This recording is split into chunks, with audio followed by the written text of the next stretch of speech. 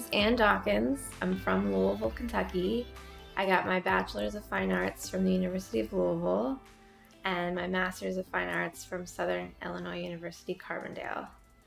As cheesy as it sounds, the first time I ever painted, I was 13. I was assigned a self-portrait, and I remember thinking, this is it, this is the thing.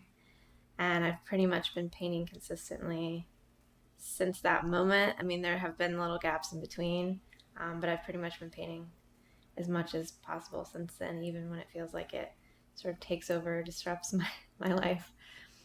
I think a big part of the reason that I love painting is because I'm a glutton for punishment. The process is really torturous and labored over, and it's always challenging.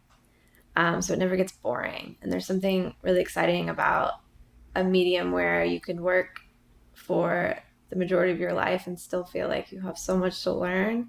I still have moments where I feel like I don't know what I'm doing. And it's really kind of exciting that it's something that can never really be mastered or figured out because you're always in the process of learning. I also love how hands-on it is. I love that the only thing that's between me and the surface of a painting is my paintbrush. There's not a lot of tools getting in my way. And I love how thick and visceral and fleshy the paint can be and how you can build up the surface quality with almost three-dimensional paint.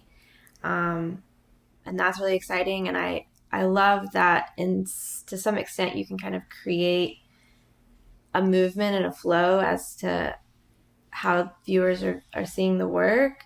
So I can kind of create these like visual pathways with my brushstrokes and control the movement and even like the pace of how people are viewing the work. And then obviously I love color. I'm obsessed with color. Typically my work will start with sort of general ideas, general bullet points of like an idea, a personal experience, and then I will try to figure out how I want to communicate that idea and how I want to connect it to larger societal issues that more people can relate to. And I start with sketches and I start with photographs. And for the larger paintings, I'll do studies. And then as I'm working on the painting, typically the ideas will become a little clearer, or they'll get a little bit more complex or more thought out. It's easier for me to kind of start with a general idea of what I want to communicate, and then it's through the painting that I'm communicating it, because I prefer to paint over talking. So I'm really like sort of figuring out something internal with the work as I'm working on it, and then finding ways to connect that to experiences other people might have had.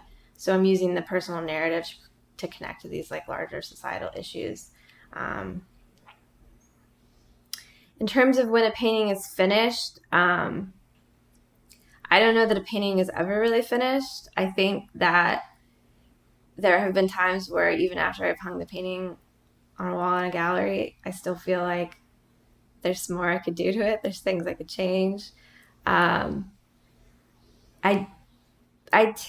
choose the moment to step away when it feels like I'm doing more harm than good. And it feels like if I look at it any longer, I'll lose my mind. With my work, I want to create a dialogue about bodies and how we treat bodies in the world and how we feel about our own bodies. So the common theme that runs through my work is the feeling of being out of control, of feeling powerless, as though your body is not your own. And I know many things can make us feel this way: illness, pain, trauma, sexism, objectification.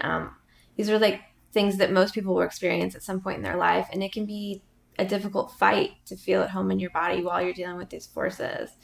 And particularly sometimes there's political things that are happening that is kind of reinforcing this idea that your body is not your own. So the main takeaway I want viewers to get from the work is to know that they're not alone, and to create a dialogue and a sense of connection around those feelings of fear or bodily disconnection, which are more common than you would think, and that they should be talked about more honestly and openly.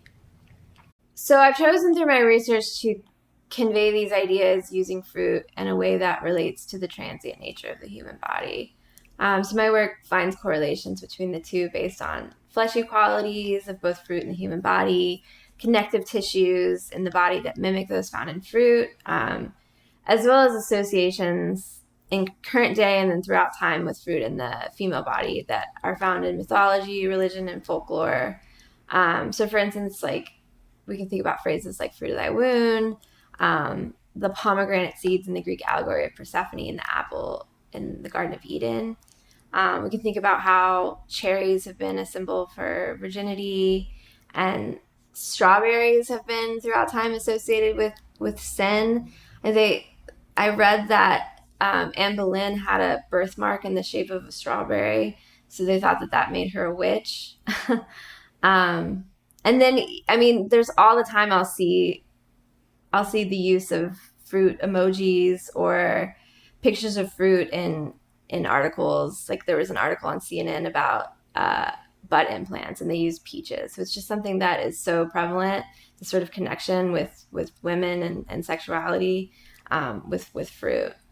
And we can also think about how the term fleshy is only used to describe fruit in the human body. I'm influenced by contemporary feminist painters like Jenny Saville and Marilyn Minter. Saville's depiction of flesh as both desirous and repulsive is something that I've strived for in my own paint handling. And then many of Marilyn Minter's paintings and photographs combine sexuality and glamour with a kind of brutality that's hard to define, but that's something that I've definitely been inspired by. Also, Mona Hatoum, and then body as abject artists like Kiki Smith and Robert Gober. And then recently, I've been looking at a lot of Kathleen Ryan's sculptures of bedazzled rotten fruit. Well, I went to grad school at SIU, and I have a bit of a love affair going with Illinois. I really love my time in Southern Illinois.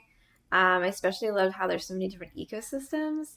So I could explore the area, the lakes, the forests. There's like rocky terrain, there's swamps. And that connection might not be obvious, but spending time in nature is an important part of my studio practice, especially in terms of color. Um, and I love Kentucky, especially fall in Kentucky, because there's so much beautiful color. But I think I'd like to eventually move to Illinois. Although I'd like to go somewhere further north, maybe around the Chicago area, because I really hate summers in the South. It's too hot. I don't know that I have a least favorite color, but you can tell by looking at my work that I'm not a fan of using neutrals. I really want to exaggerate and oversaturate every color and look for every instance of reflected light, perceived color. And I get really frustrated with anything that's not luminous. And I sort of have to force myself to think about the absence of light in order to create somewhat believable form. And I'd probably die before I ever used a tube of black paint. Any studio rituals or habits? I mean, this might be considered a bad habit to watch TV in the studio, but I always put on campy sitcoms in the background, like The Office or Gilmore Girls or something. I find that it really helps me get out of my head. It helps prevent self doubt and overthinking. Um, so it's strange, but yeah, I think I have to slightly distract myself while I'm working. I'll listen to a lot of music too, especially if there's like a more active part of the painting. The big work, especially the figurative work, I'll listen to music and I'll move around a lot and I'll dance and I'll step back a lot. And I tend to paint 3 to 4 days a week. But besides that, I don't know that I have any specific rituals.